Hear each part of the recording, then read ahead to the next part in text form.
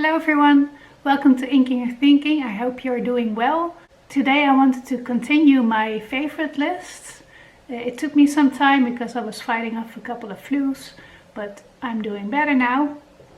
Nothing serious, by the way, just annoying and time consuming, which I really don't like because I like to make the most of every day. So I made a list of my favorites of 2021, and these are not my only favorites of the year, but just a couple of books that stood out to me for various reasons.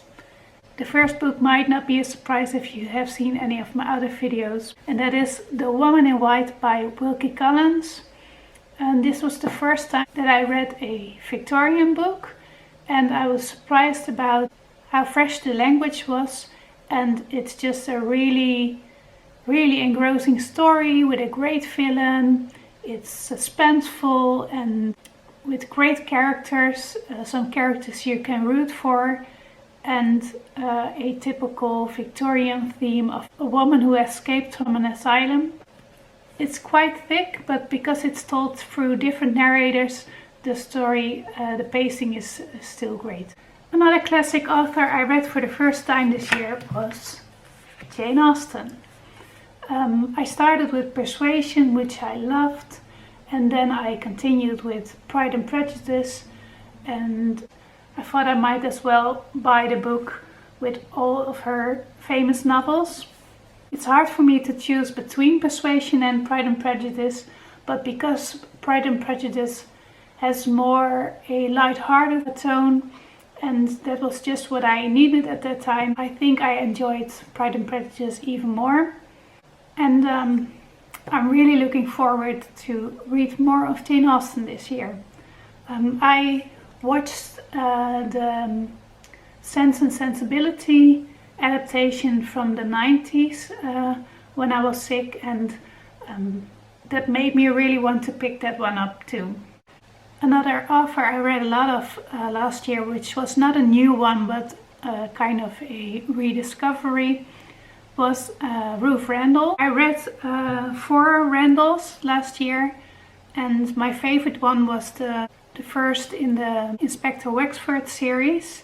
I also read a story collection about Inspector Wexford, which was enjoyable, but not the quality of the writing in the books is higher, I think. My favorite standalone I read this year by her was, I think, One Up, Two Down, and it is one of those books, if I had heard the story beforehand, I probably wouldn't have picked it up, because it's a downward spiral, the book.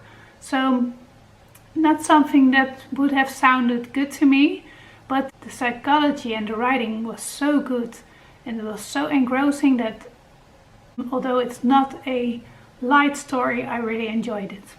It's almost I read my first Russian classic this year. It's almost a bit Russian in that sense. It's tragic but enjoyable, if that makes sense.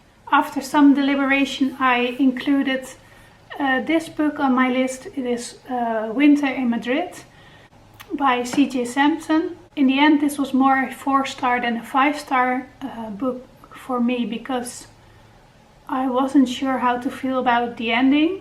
But it's still one of my favorites because I liked the writing of C.J. Samson so much, and I already purchased some of the Matthew Shardlake series, which is kind of a mystery series that takes place in, I will put it here. So this book is on my list because it's a new author I discovered, and that might very well be a favorite.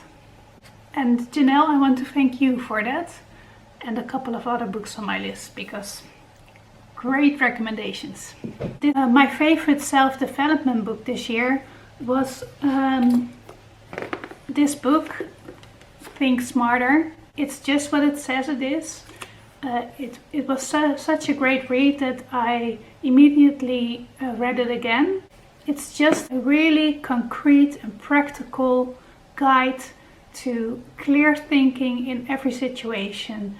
If it comes to critical thinking or problem solving, It's just how to think clearly and how to assess information.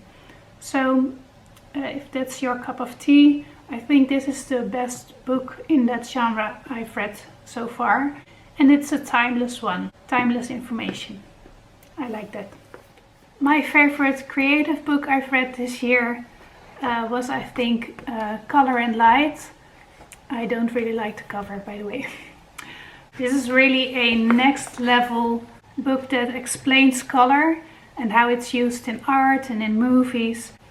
There's a lot of beautiful artwork in this one, but also a lot of new information about color.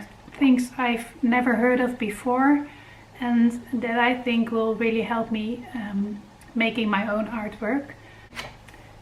These types of books always makes me feel like a beginner again, which keeps me excited about my craft and hobbies. And then the last book of this list is one I wasn't sure if I should include it, so I will call it a honorable mention.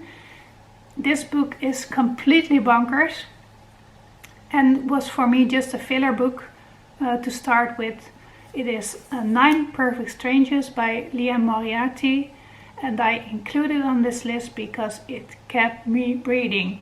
I took it with me to the breakfast table and in every other activity, and I just kept reading.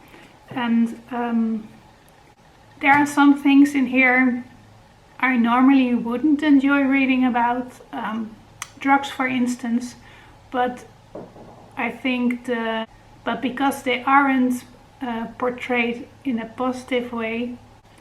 My next video will be about my first read of 2022, which might be my best read in 2022.